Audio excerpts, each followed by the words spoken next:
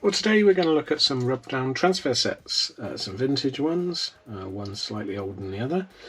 So first off, let's look at this set, and this is a Patterson Blick instant picture book. I remember these from when I was a kid. There was hundreds of them, and basically it was a small sort of informative booklet, very sort of similar in sort of content and age as like Ladybird books, teach you a bit about history.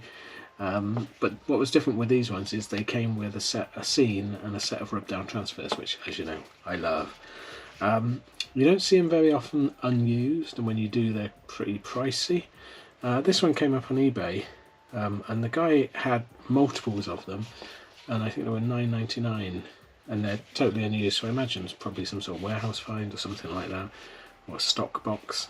And I do remember this from when I was a kid. The one I always remember is D-Day, which is a great set. But this one, Sovereigns of England, I remember because I do really like sort of reading about and studying the kings and queens, even though I'm a bit of a Republican myself. I like Ollie Cromwell. But I have met the king, which is weird. And this one is about the very Ladybird-esque romp through the kings and queens of England. And I'm not entirely sure I agree with its depiction of history, but we'll go through it and have a look. So on the back of the Patterson Blick, there's a little Patterson Blick B. It was on all of them. On the back of the book it gives you the instructions, and then it tells you which ones are available. So 33 as of this printing. So you have things like monsters to cavemen, carriages to cars, ballet, air travel, dogs, Noah and the Flood, Battle of Britain, outer space, D-Day landings, Battle of Waterloo I remember, Dam Busters, World War One. I'd love to get more of these, but you just don't see them unused, and that's how you want them. So he's got this book belongs to, didn't know I never filled them out. So basically it says Her Majesty Queen Elizabeth is a direct descendant of Alfred the Great. Direct. And basically it says some of us are able to trace our ancestors back beyond our great-grandparents, but the royal family can trace back their lineage over 1500 years to the time of Alfred the Great, and it's a direct line, which it obviously isn't. There's quite a few breaks in it, quite a few usurpers and civil wars that went on, but basically it goes through each monarch: Alfred the Great, and Harold II, William I, the Conqueror, as we knew him as kids, the Corn Curer, and then William II, Rufus, Henry I, and it goes right through. Henry V with his fashionable haircut. Well, it's fashionable for the time. I'll come back to the transfers because they're always in the centre. And it goes right through the hideous Henry VIII. It does mention Ollie Cromwell. Goes right through. And I like the way they've done sideways images, because you can sort of trace the inbreeding that was going on. And it goes right up to Queen Elizabeth, and then it does say Charles is Prince of Wales and heir apparent. Bless him. So he just got the job. So in the middle of all of these you used to get a scene. In this case it's 4 scenes, and then you got 2 sheets or 1 sheet stapled in the middle of rub down transfers. And this one, like I say, it's broken up into 4, and it's people, which I love. I just love transfers of people in various poses. And Patterson Blick always had this very, very shiny, I don't know if you can catch the light, very, very shiny transfer paper, whereas Letraset generally was matte finish. And this is 1972, we couldn't cover it. And you got, I think, the Battle of Agincourt, you got the Magna Carta being signed. Doubt it was like that. You've got Sir Walter Raleigh and Queen Elizabeth, and then you've got the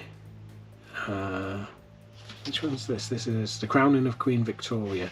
So what you do is you'd take these out, cut them up, and then you could make different scenes, so you got little backgrounds. Great fun. I used to love them. Used to have a whole load of these, probably had the whole set, because they used to be dirt cheap. There's no price on this. They used to be something like 30p. You could get one for your pocket money and have a little bit of change left over, and then I'd spend the whole week carefully placing the transfers. But yeah, it was part of my childhood. And we've got a couple of other transfers to look at, and these are Star Wars ones from Return of the Jedi, and these are by a company called Presto Magix with an X, and these were the American, basically, arm of Letraset. Although it was a different company, did different stuff. They did do some crossovers in the 80s, and especially with Return of the Jedi. The transfers through Return of the Jedi, not the most detailed. They seemed a little bit cheap. They did various sets. Patterson Blick. Presto Magix did box sets that you very expensive to get hold of. So you'd get basically a sheet of cardboard in a box with 2 or 3 large sheets of transfers, and that was classed as a game, a press-on game. Very, very expensive now, and I think they were quite expensive at the time. They probably didn't sell very well. And these are the Presto Magix version of the Sarlacc pit and the Jabba the Hutt throne room scene, which were also done by Letraset in this country slightly differently. And they did, I think there was a few differences in the sets they did. There's a couple of other sets in this range. I know there's a confronting the Emperor on the Death Star. And then, yeah, it says, watch out for our box transfer sets. So let's have a look at this one first. These were both sealed. I did cut them open to have a look at them, but that first video didn't come out. So apologies, this is the second go at it. So on the back, you've got quite a plain and boring back. Pardon me, back. These from 1983. And not very colourful at all. Little instructions. Here we go. So there was 4: Sarlacc Pit, Death Star, Ewok Village, that was the other one. And then a little note to parents saying that actually using these toys isn't just a waste of time.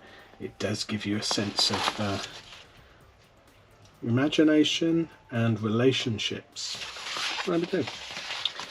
And then, like I say, the Return of the Jedi ones are always a little bit subpar, I think. Look at this background sheet. So you've got quite crude drawings, crudely coloured, and it feels cheap. It's just paper, it's not cardboard, it's just paper. And then the transfer sheet, well, a little bit better. So you get lots of the denizens of Jabba's court. And again, just taken from stills, you can see. But this is one of the better ones, actually. I mean, Princess Leia looks like Princess Leia. Does anyone ever call her Princess Leia? In Star Wars, when Star Wars came out in Britain, it was always Princess Leia. And it's Lando. But you don't get Han or Hon. Is he on the background? Nope. So the favourite character, missed off.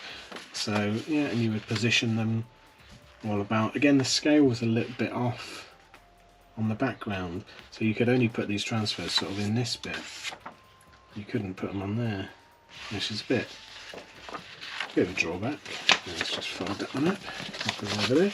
And then this one is the Sarlacc pit. There's that. Doesn't want to come out. There we go. So again, on the front you got a very basic rendition of the scene and the transfer set, and the plain black background with text on. Let's have a look at the background. So a little bit better background in that there's a bit more space. You could do something up here, but you couldn't do anything down here really. And I don't know why they put this in it.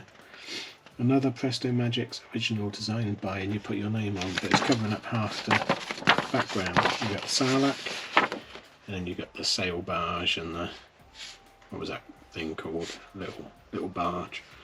And then the transfers, slightly more interesting poses, but slightly cruder drawings. So you've got Luke with his back to you, Leia from a different part of the film when she's wearing her Endor stuff. And you got Lando, you at least get Han this time. Chewie looking very strange. Was he tied up? Because where would you put Chewie? He's too big. The background just doesn't match the transfers to place them. I found this with a lot of these later 80s transfer sets. There just wasn't the thought put into them. But it is a very nice set, and like I say, they're fairly easy to get hold of these, but they do vary in price. My wife Anne got me these from eBay. She saw them and grabbed them. APC is a very sort of dodgy looking eagle there, isn't it? But yeah, 83 again. You get Luke's lightsaber. Do you think he's meant to be holding the lightsaber there? Possibly. And lots of pew pew blasts, so you could have a bit of fun with it, but the background's awful. Doesn't fit the transfers at all. But yeah, let me know if you've got any of these sets, or do they get better? I know they did a big boxed bunker set, which was very good. Sorry about my throat, I've got a bit of a sore throat going on, as it probably sounds, and it keeps drying out. But yeah, if you want to see more of these transfers, let me know. I'm getting new ones pretty much every week now, which is good. They're starting to appear, I suppose, as people that had them die off, their families sell them off, which is morbid really, but it's a way of getting hold of them. And I'll grab them when I can pick them up and get them at a reasonable price. But thanks for watching, please like and subscribe if you can, and I'll see you again next time. Thanks then, bye.